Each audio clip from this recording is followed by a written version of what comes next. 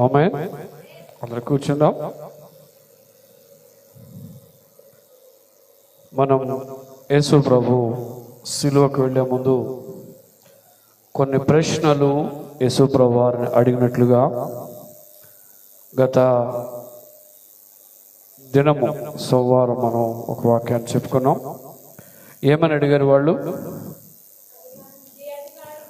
ఏ అధికారం వలన నీవు ఈ కార్యములు చేయుచున్నావని చెప్తే 10 విషయాలు మనం బైబిల్ వాక్యంలో చూసాం. ఈరోజు మరి యొక్క వాక్యాన్ని చూద్దాం. మత్తయి సువార్త 22వ అధ్యాయం.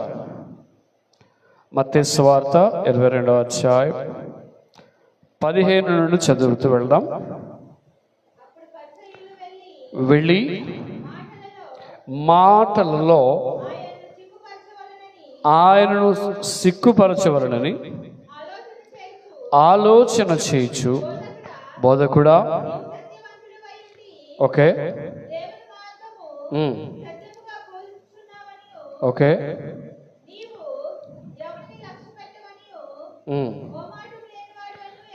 ఎరుగుదుము, నీకేమి తోచుచున్నది? కైసరుకు పన్నిచ్చుట న్యాయము కాదా? మా అడుగుటకు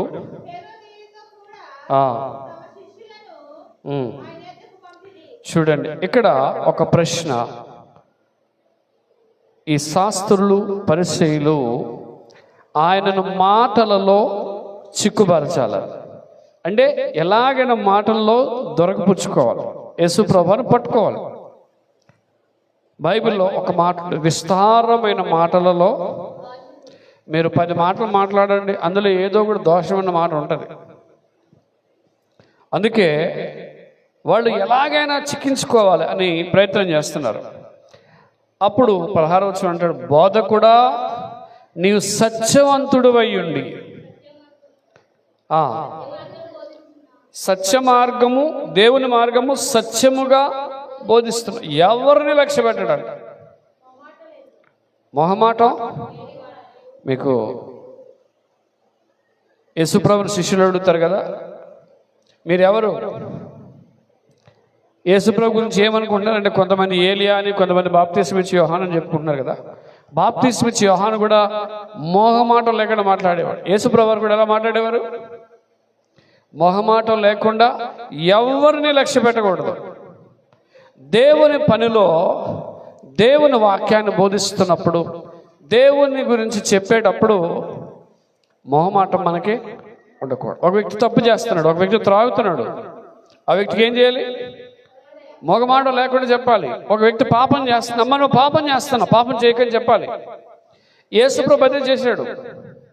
ఎందుకు యేసుప్రభు వాళ్ళకి నప్పలేదంటే, వాళ్ళ పాపాలని గుచ్చి గుచ్చి అడుగుతున్నాడు, చూపిస్తున్నాడు. అందుకే ఇక్కడ ఉంది, నీవు మొహమాటం లేని వాడిని మేము ఎరుగుదుము, నీకేమి తోచుచున్నది? ఇదొక ప్రశ్న. రెండో ప్రశ్న ఏంటి? కైసరుకు పన్నిచ్చుట న్యాయమా కాదా అని అడుగుతున్నారు. అందరూ చూడండి, మనం ఈ లోకంలో ఉన్నాం.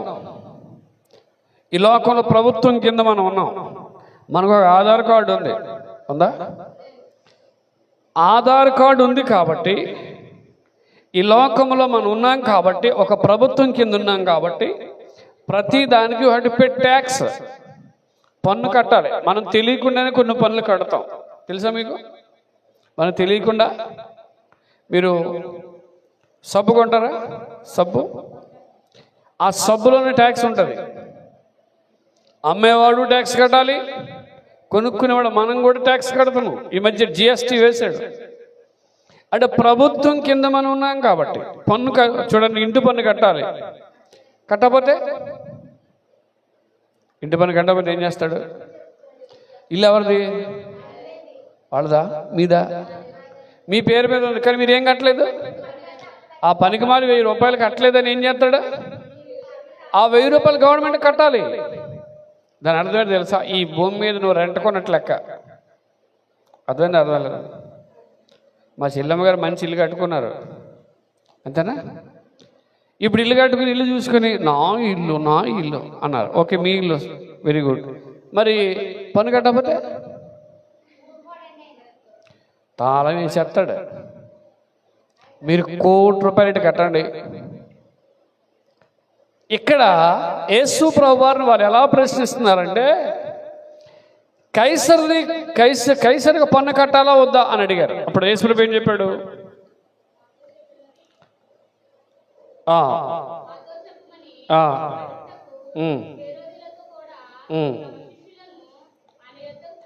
పంపిరి. యేసు వారి చెడుతనము ఎరిగి ఏమన్నాడండి? వారి చెడుతనం ఎక్కడుంది? చాలామంది చూడండి, పైకి కనపడుతుంది చెడుతనం. నిన్న ఒక ఆవిడ యేసుప్రభు నమ్ముకుంది. ఆవిడ కొద్దిగా మెంట్లో ఏడో తెలియదు, కానీ యూట్యూబ్లో ప్రవీణ్ పగడాల గారు తాగుబోతే ఒక వీడియో చేసి, ఆవిడకి ఎంత మెంటలు అంటే తన భర్తే దాన్ని వదిలేసి పోయాడు అంటే ఎంత గలీజ్గా ఉంటో అర్థం చేసుకుంటారు. ఎందుకనంటే మాట, ఒక దైవజనుడు చనిపోతే తాగుబోతాడు అంటుంది. నేను కింద కామెంట్ పెట్టాను, అమ్మా ఆయన తాగుబోతాడు కాదు, నీ వీడియో మార్చండి నేను తీయను అంటున్నాడు. చూసారంతా? ఒక దైవజనుడు గురించి చెప్తే నాకు తెలిసి ఆయన ఎప్పుడు తాగుబోతు కాదండి. ఎందుకంటే దైవజనుడు అనేవాడు ఎవడు తాగడు. ఎవడైనా తాగేవాడు ఉన్నాడంటే అది దైవజనుడు కాదు నా దృష్టిలో. ఇక్కడ యేసు ప్రభువు వారు వారి చెడుతనం ఎరిగి వేషధారులారా, వీళ్ళు ఎవరిని శోధిస్తున్నారు అమ్మా? ఒకసారి నా చూడండి అందరూ. యేసు ప్రభు ఎప్పుడెప్పుడు శోధింపబడ్డాడు? శ్రమల్లో. ఇంకా యేసు ప్రభు ఎప్పుడెప్పుడు శోధింపబడ్డాడు?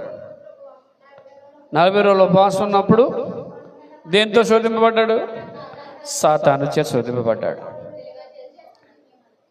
సైతాను శోధించింది. ఇక్కడ ఎవరు శోధిస్తున్నారు? పరిసయ్యులు, శాస్త్రులు. పరిసయ్యులు ఏం చేస్తున్నారు? ఆయన్ని శోధిస్తూ ఉన్నారు.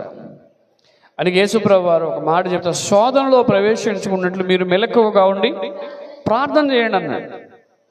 ఇప్పుడు సిలువకు వెళ్లే ముందు వీళ్ళు అడిగే ప్రశ్న ఏంటి?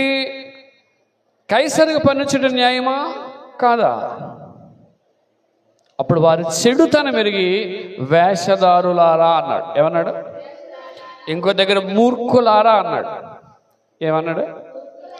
మూర్ఖులారంటే అసలు విషయం తెలుసా? తెలుగులో, అచ్చ తెలుగులో చెప్పాలంటే పంది స్వభావం కలిగినాడు మూర్ఖుడు అంటారంట. ఏ స్వభావం? పంది స్వభావం. ఆ స్వభావం ఉన్నవాడే మూర్ఖుడు అంటాడు. ఇక్కడ యేసు ప్రభువు వేషధారులారా అంటే వాళ్ళు వేషం వేసుకుంటారు, కానీ హృదయంలో భక్తి ఉండదు. కొంతమంది చూడండి, డబ్బులు ఇస్తారు దేవుడికి, ఏదైనా ఫంక్షన్ జరిగినా లేకపోతే ఏదైనా భోజనాలు ఇట్టినా అన్నీ చేస్తారు, కానీ వాళ్ళు హృదయాన్ని ఎవరికి ఇవ్వరు అమ్మా. ఇప్పుడు మనం ఉపవాస కొట్టాలు ఇట్టామనుకోండి, ఎవడో బయట వచ్చి నేను భోజనాలకి 10,000 అయినా 20,000 అయినా ఇచ్చేతాను అన్నాడు. ఇచ్చాడు, అందరూ భోజనాలు చేసేసాం.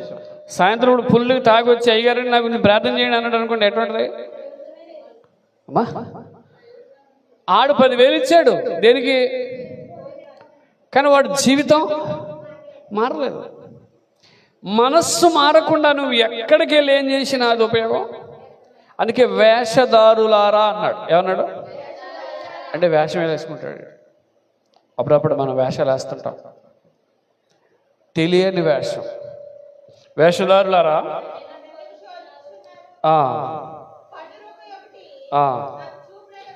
అప్పుడు ఏమన్నాడంటే ఒక కాయిన్ తీసుకురండి, పన్నేసే కాయిన్ రోక ఒకటి తీసుకురండి. చెప్పగా ఒక దేనారం అంటే ₹1 తెచ్చారు.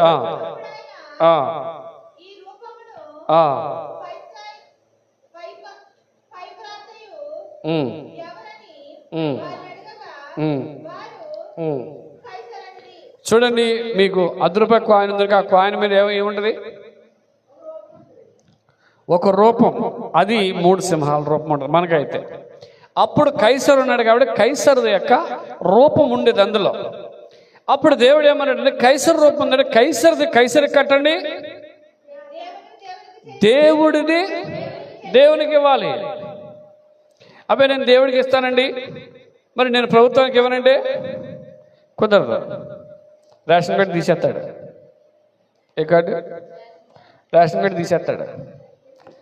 కాబట్టి ఈరోజు మనం గమనించవలసింది ఏంటంటే దేవునిది దేవుడికి, పన్ను పన్ను. ఈ రోజున చాలామంది పన్ను కట్టరు, ట్యాక్స్ కట్టరు.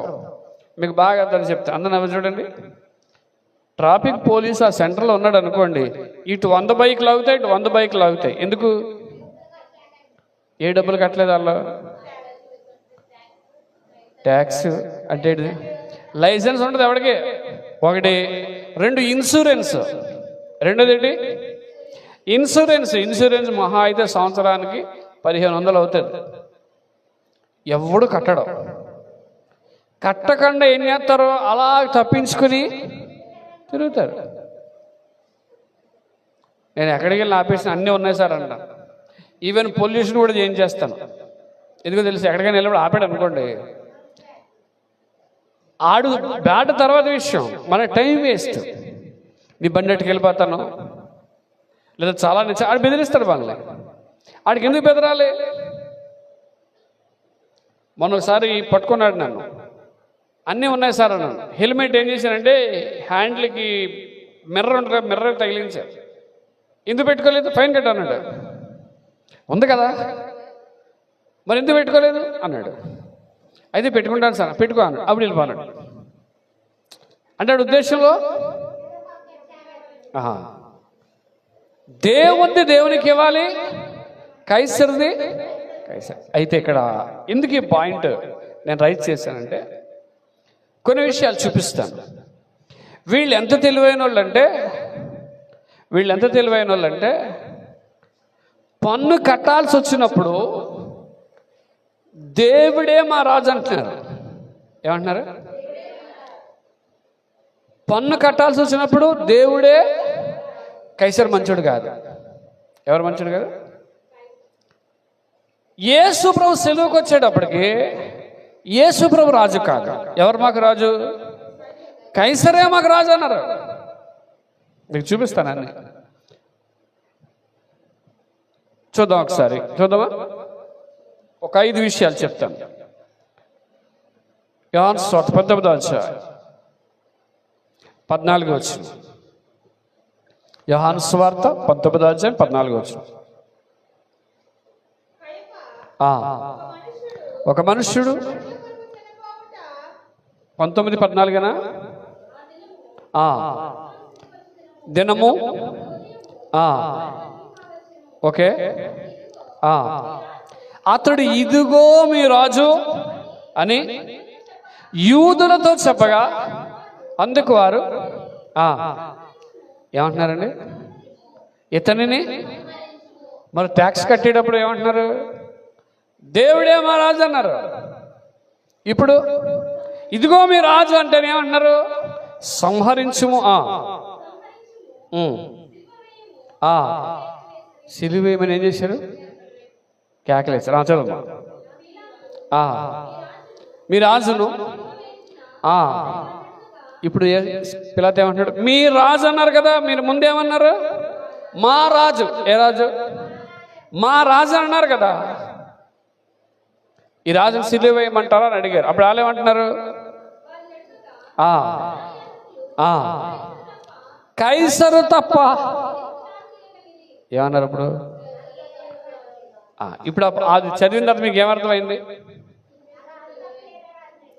మా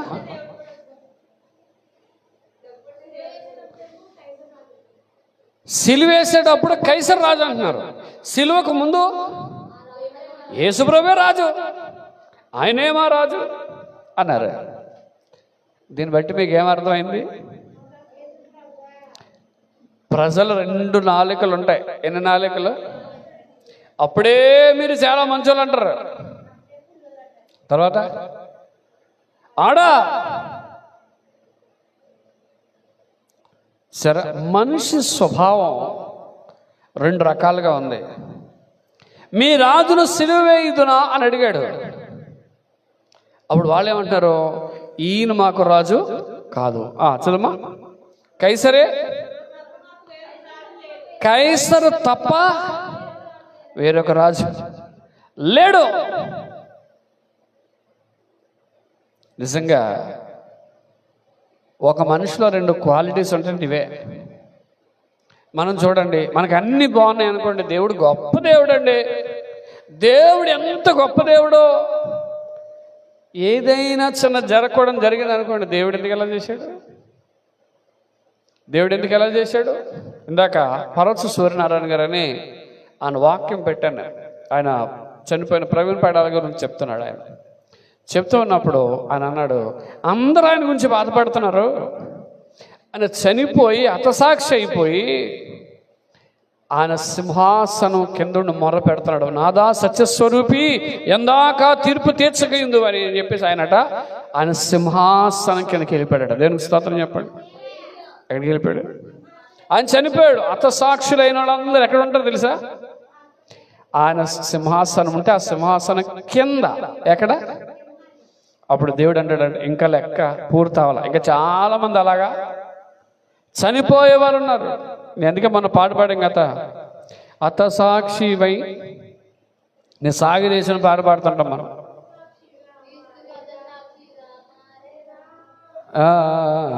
అంతే. తర్వాత మళ్ళీ మనం ఇంకా ప్రభువా స్తోత్రం తండ్రి, నాకు ఏ కష్టం రాకూడదు తండ్రి, ముళ్ళు కూడా గుచ్చుకోకూడదు ప్రభువా. ఏం గుచ్చుకోకూడదు?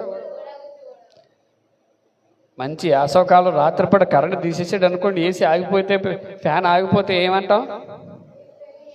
నిక్కమాలోడు ఇప్పుడే తీసేచ్చాడు రా బాబు, నిద్రపాడు.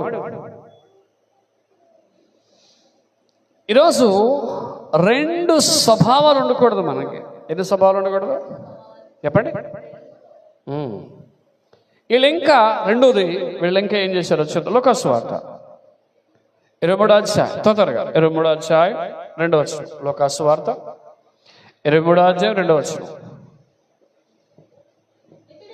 ఇతడు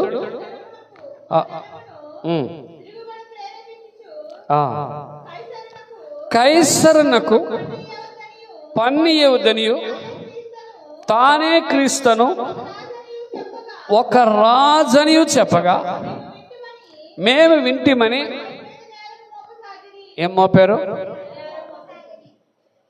రెండవది, ఫస్ట్ వాళ్ళు ఏం చేశారంటే, కైసరే మా రాజు, యేసుప్రభువారు మా రాజు కాదు.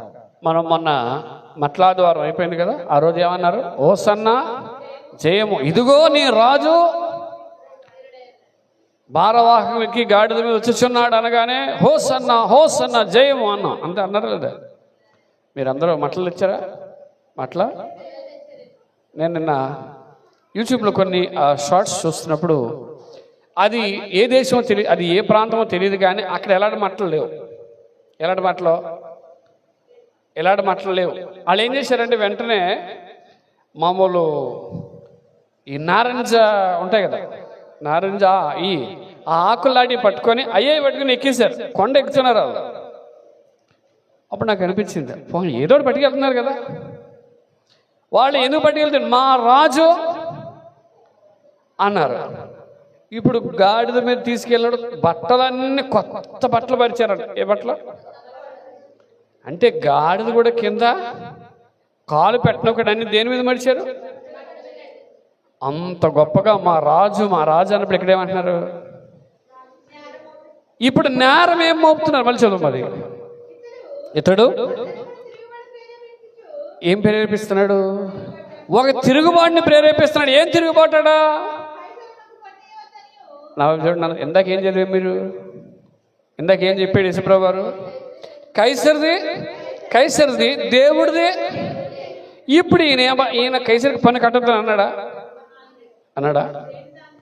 మీరు ఇవ్వండి అన్నాడా? మరి వీళ్ళేమన్నారు? కైసరికి పన్ను కట్టొద్దని ఒకటి. ఇంకోటి, ఈయన క్రీస్తు అని చెప్పుకుంటున్నాడు, ఒక రాజు. 3 విషయాలు ఉన్నాయండి అక్కడ. ఈయన మీద నేరం మోపిన మొట్టమొదటి ఏంటి? పన్ను కట్టొద్దన్న చాలా తప్పు. ఆయన పన్ను కట్టొద్దల్లా, పన్ను కట్టండి అన్నాడు. కానీ వాడు నింద మోపుతున్నారు. రెండోది క్రీస్తు.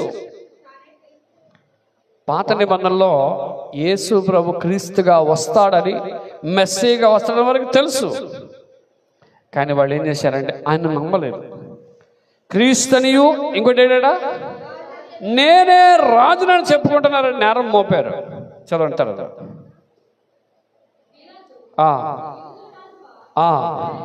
అడుగగా నువ్వు యూదుల రాజు అంటే నేను యూదుల రాజునే అన్నాడా? చెప్పాను.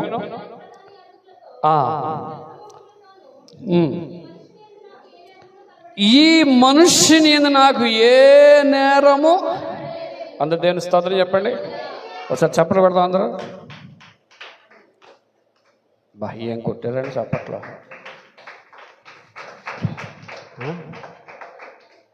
పొద్దుట చప్పట్లు కొట్టమంటే ఇలా కొట్టినట్టు వచ్చింది. చప్పటిగా కొట్టకూడదు, కొడితే బాగా కొట్టాలి. గట్టి కొట్టండి. ఎందుకు కొట్టారు మీరు? అది నాన్న కొట్టమన్నాను కాబట్టి కొట్టినారు అంతే. ఇక్కడ అర్థం ఏంటంటే యేసు ప్రభు వారు వాళ్ళు అన్ని నేరాలు మోపినా పిలాతు ఏమంటున్నాడు? ఈయన యందు ఏ నేరం, సిరుల దొంగ కూడా అదే అంటాడు. సిరుల దొంగ ఏమంటాడు? ఒరే నువ్వు తప్పు చేసావు, నేను తప్పు చేసావు, మన ఇద్దరికి శిక్ష కరెక్టే, కానీ ఈయనలో ఏ నేరము తప్పిదము లేదు. దేవునికి స్తోత్రం చెప్తాం. హల్లెలూయా. మన దేవుడులో లోపము లేనివాడు, పాపము లేనివాడు. దేవునికి స్తోత్రం. హల్లెలూయా. వాళ్ళు పన్ను కట్టొద్దని చెప్పారా? కట్టమని చెప్పాడు. అది నేరం రుజువల. క్రీస్తు అన్నాడా? అది రుజువలేదు. ఏది కూడా చెల్లలేదు. చెల్లకపోయేటప్పటికి ఏమన్నా మూడోది చూద్దాం. యోహాను సువార్త 19:12. యోహాను సువార్త 19:12 చదువు. ఈ మాటలను బట్టి పిలాతు ఆయనను విడుదల చేయుటకు యత్నము చేసెను గాని యూదులు. ఇప్పుడు పిలాతు ఏం చేస్తున్నాడు? ఎలాగైనా యేసు ప్రభువును విడుదల చేయాలని చాలా ప్రయత్నం చేస్తున్నాడు. కానీ చదువు. యూదులు నీవు విడుదల చేసితివా? ఎవరికి స్నేహితుడు కావు అంటే ఇప్పుడు యేసు ప్రభును సిలువేసేస్తే, యేసు ప్రభును చంపేస్తే ఇతను ఎవరికి స్నేహితుడు అవుతాడు? అమ్మా మా పాయింట్ అర్థమైంది, అర్థం లేదా? లేదా మళ్ళీ చెప్తాను. వీళ్ళు యేసు ప్రభును సిలువ వేస్తే కైసరికి స్నేహితుడు అవుతాడంట, లేకపోతే శత్రువు అయిపోతాడు. నా వైపు చూడండి అందరూ. మీరు కైసరికి ఫ్రెండ్ అవుతారా, దేవుడికి స్నేహితులు అవుతారా? సారీ, కైసరికి స్నేహితులు అవుతారా, దేవునికి స్నేహితులే మీకు? అమ్మా ఆయన మంచి స్నేహితుడు మనకి. దేవునికి స్తోత్రం. హల్లెలూయా. లోకంలో ఎంతమంది స్నేహితులను సంపాదించుకున్నా యేసు ప్రభువారంత మంచి స్నేహితుడు మనకి ఎక్కడ దొరకడు. దేవునికి స్తోత్రం. హల్లెలూయా, హల్లెలూయా. కానీ ఇక్కడ పిలాతు ఏమనుకుంటున్నాడంటే, నేను కైసరికి స్నేహితుడు అవ్వకపోయినా పర్వాలా, కానీ యేసు ప్రభుని నేను నిర్దోషిగా విడుదల చేయాలి. కానీ వాళ్ళు ఏమంటున్నారు? ఇదిగో పిలాతు, నువ్వు కైసరికి స్నేహితుడు అవుతావా అవ్వవా అంటున్నారు. మనం లోకంలో స్నేహితులను సంపాదించుకోవడానికి వాళ్ళ మార్గంలోకి మనం విడిపోకూడదు. ఎక్కడికండి? వాళ్ళ మార్గంలోనికి మనం, సపోజ్ వాళ్ళు ఏదో దంచుతున్నారు అనుకోండి, మీరు అక్కడికి వెళ్ళిపోయి ఆ రోకలెట్టుకొని హల్లెలూయా స్తుతి మహిమను మీరు దంచేశారనుకోండి, ఇప్పుడు వాళ్ళలో మీరు ఏమైపోయారు? కలిసిపోయారు. బైబిల్ ఎప్పుడు కూడా చెప్పేది ఏంటంటే ఒక ప్రత్యేకంగా ఉండాలి. ఎలా ఉండాలి? మనకి దేవుడే స్నేహితుడు. ఎవరు స్నేహితుడు? ఇంకెవరు స్నేహితుడు కాదు. బైబిల్ ఒక మాట, నరుల నమ్ముట కంటే ఏ నరుడు నమ్మండి, ఎవరిని నమ్మండి, ఎవరిని నమ్మడానికి వీలు.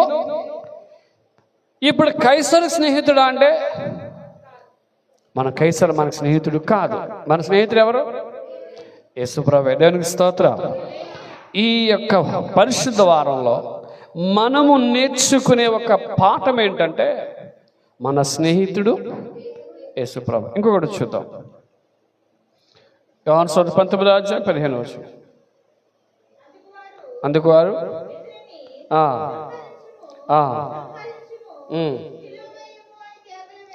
వేసిరి. పిలాతు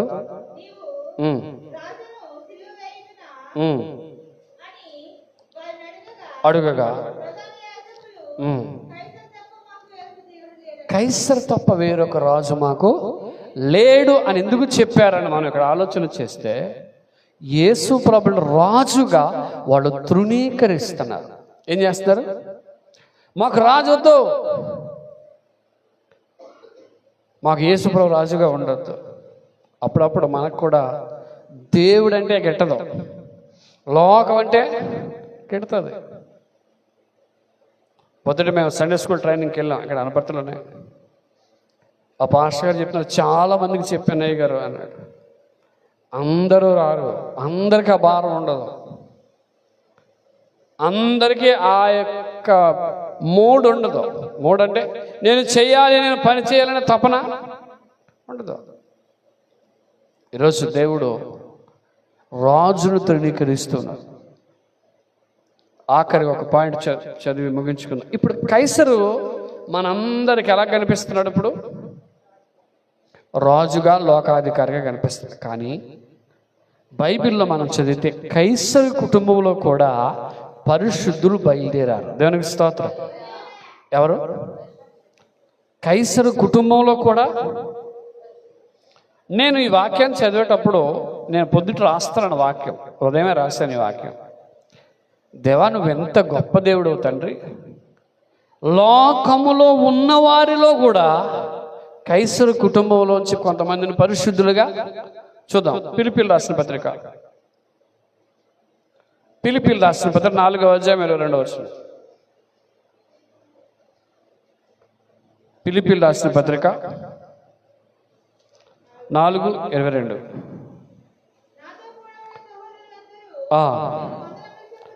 చెప్పుచున్నారు, పరిశుద్ధులందరూ ముఖ్యముగా. ఎవరండి?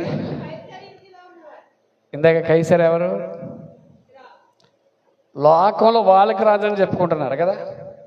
అయితే బైబిల్ ప్రకారంగా దేవునికి ఇష్టడు కానటువంటి వాడుగా మన కైసరు కనిపిస్తాడు. కానీ కైసరు కుటుంబంలో కూడా ఎవరున్నారు? చూద్దాం మళ్ళీ. చెప్పుచున్నారు, పరిశుద్ధులందరూ ముఖ్యముగా. అంటే ముఖ్యంగా అంటే చాలా ఇంపార్టెంట్. ముఖ్యముగా కైసర్ ఇంటి వారిలో ఉన్న ఎవరండి? ఇప్పుడు పరిశుద్ధత ఎవరింట్లోకి వెళ్ళిపోయింది? కైసర్ ఇంట్లోకి వెళ్ళిపోయింది. దేవునికి స్తోత్రం చెప్పండి. హల్లెలూయా, హల్లెలూయా. మన ఇంట్లో ఏముండాలి అమ్మా? పరిశుద్ధత ఉండాలి. దేవునికి స్తోత్రం. కైసర్ ఇంటిలోనికే పరిశుద్ధులై వచ్చేసారు. నేను అనుకుంటాను, నేను ఇది ఏఐలో, ఆర్టిఫిషియల్ ఇంటెలిజెన్స్ ఏఐలో, అసలు ఈ కైసర్ ఎవరు? ఈ న్యాయం తీర్చే కైసరా అని అంటే కాదు, వాళ్ళు వేరు వీళ్ళు వేరు. కానీ కైసర్ కుటుంబంలో కొంతమంది ఏమయ్యారు? ఇప్పుడు పరిశీలి గురించి మనం చదువుతాం, శాస్త్రుల గురించి చదువుతాం. కానీ బైబిల్లో పరిశుద్ధులైన శాస్త్రులు, పరిశీలు కూడా ఉన్నారు. ఇక్కడ వీళ్ళు కూడా పరిశుద్ధులు అన్నారు. దానికి స్తోత్రం. హల్లెలూయా. మన కైసర్ స్నేహితుడు కాదు, దేవుడే స్నేహితుడని వీళ్ళు ఎవరు స్నేహం చేశారు? పరిశుద్ధుడైన దేవుని స్నేహం చేస్తే దేవుడు వాళ్ళ గురించి బైబిల్ ఏం రాయించాడు? సహోదరులు చదువు, అందరూ ముఖ్యముగా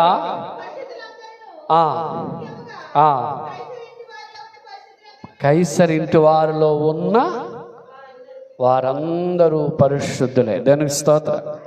హల్లెలూయా. ఈరోజు కైసర్ గురించి మనం నేర్చుకున్నాం. మనం కైసరు గురించి ఇంకొక వచ్చిన చదువు ముగించి అపోస్తుల కార్యములు 25వ అధ్యాయం 8వ వచనం చదువు ముగించుకుందాం. అపోస్తుల కార్యముల గ్రంథం 25:8.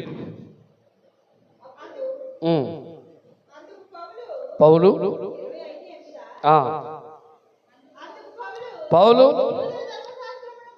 గూర్చి కానీ, దేవాలయం గురించి కానీ, కైసరుని గురించి కానీ నేనెంత మాత్రమును తప్పిదము చేయలేదన్నాడు.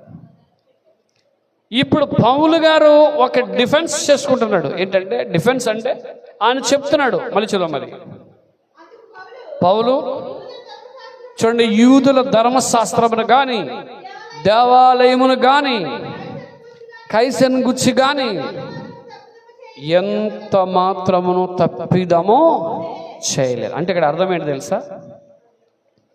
మనం గవర్నమెంట్కి వ్యతిరేకంగా మాట్లాడకూడదు, దేవాలయానికి వ్యతిరేకంగా మాట్లాడకూడదు, దేవునికి వ్యతిరేకంగా మాట్లాడకూడదు. ఈ లోకంలో ఉన్న గవర్నమెంట్ కూడా have to respect the government.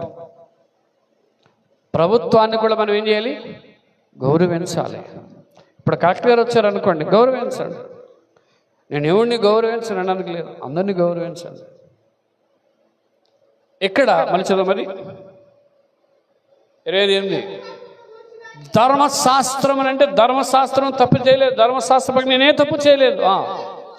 దేవాలయం అంటే సంఘానికి వెళ్ళి నేను ఏ తప్పు చేయలేదు. కైసర్ విషయంలో కూడా నేను ఏ తప్పిదము ఆమె దేనికి స్తోత్రం చెప్పండి. మనం చెప్పగలం ఇలాంటి విషయాలు. నేను ఏ తప్పిదం చేయలేదని చెప్పగలమా? మనలో ఎన్నో తప్పులు ఉంటాయి. ఈరోజు మనము దేవుని కొరకు వాడబడాలి. దేవునికి స్తోత్రం. ఆఖరు లోకాసోదరు 2వ అధ్యాయం 1వ వచనంలో, ఆ దినములలో సర్వలోకమునకు ప్రజాసంఖ్య వ్రాయవలెనని కైసరు ఐగుప్తు వలన ఆజ్ఞాయను. కైసరు ఐగుప్తు ఏం చేశాడు? ఆజ్ఞ. అప్పుడు ఉన్న టైంలో ప్రజాసంఖ్య రాయవలెనని కైసరుని దేవుడు వాడుకున్నాడు. ఈరోజు కైసరు ఎందుకు ఉపయోగపడ్డాడు అంటే, దేవుడు పుట్టినప్పుడు ఆ లెక్కను లెక్కించడానికి కూడా కైసరుని దేవుడు వాడుకున్నాడు. ఎంత ఎపిసోడ్ మనం ఆలోచన చేస్తే, యేసుప్రభుని అడిగారు కదా, ఈ పన్ను ఎవరు కట్టాలి? కైసరు పన్ను కట్టాలో వద్దా అని అడిగితే కైసరు దేవునికి కట్టండి అన్నాడు. ఈ మాటను మనం ధ్యానం చేసినప్పుడు కైసర్ కుటుంబంలో నుండే పరిశుద్ధులను దేవుడు తీశాడు, కైసర్ని దేవుడు వాడుకున్నాడు. కానీ కైసరు మాకు రాజుని వీళ్ళు దూరం అయిపోయారు, కానీ కొంతమంది మాత్రం దేవునికి దూరముగా వెళ్ళిపోలేదు. దేవునికి స్తోత్రం. హల్లెలూయా. వీలైతే రేపు రాత్రి ఇంకొక ప్రశ్న చూద్దాం. అటు రీతిగా దేవుడు మనందరిని దీవించి ఆశీర్వదించును గాక. ఆమేన్. అందరూ లేచి నిలబడదాం.